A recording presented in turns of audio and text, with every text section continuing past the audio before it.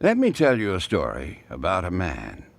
A good man, a family man. Oh, he was not a Scrooge. He was kind, generous, and upright in his dealings with others. But he just didn't believe all that incarnation stuff which the churches proclaim at Christmas time. It just didn't make sense, and he was too honest to pretend otherwise. He just couldn't swallow the Jesus story about God coming to earth as a man. "I'm truly sorry to distress you," he told his wife, "but I'm not going with you to church this Christmas Eve." He said he'd feel like a hypocrite, that he'd much rather just stay at home, but that he would wait up for them. Shortly after the family drove away in the car, snow began to fall. As he sat in his fireside chair and read the newspaper, he was startled by a thudding sound, and then another, and then another.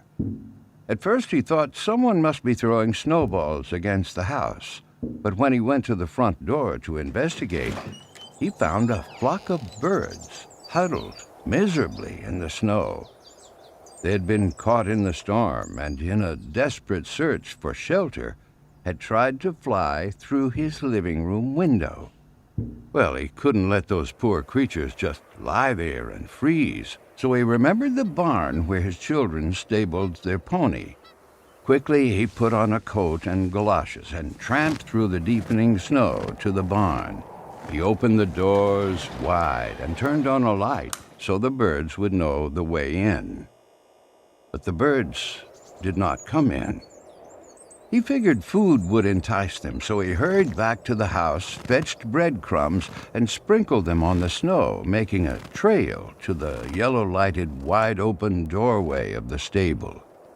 But to his dismay, the birds ignored the breadcrumbs. He tried catching them.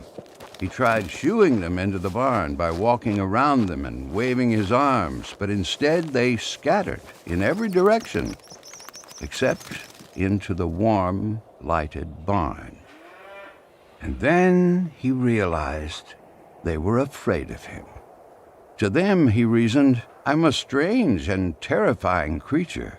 If only I could think of some way to let them know that they can trust me, that I'm not trying to hurt them, but to help them. But how? And he thought to himself, if only I could be a bird and talk to them and mingle with them and speak their language and tell them not to be afraid, then I could show them the way to the safe, warm barn. But I would have to be one of them so they could see and hear and understand.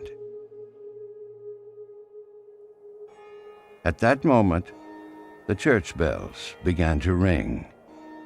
The sound reached his ears above the sounds of the wind, and he stood there, listening to the bells, pealing the glad tidings of Christmas. And he sank to his knees in the snow.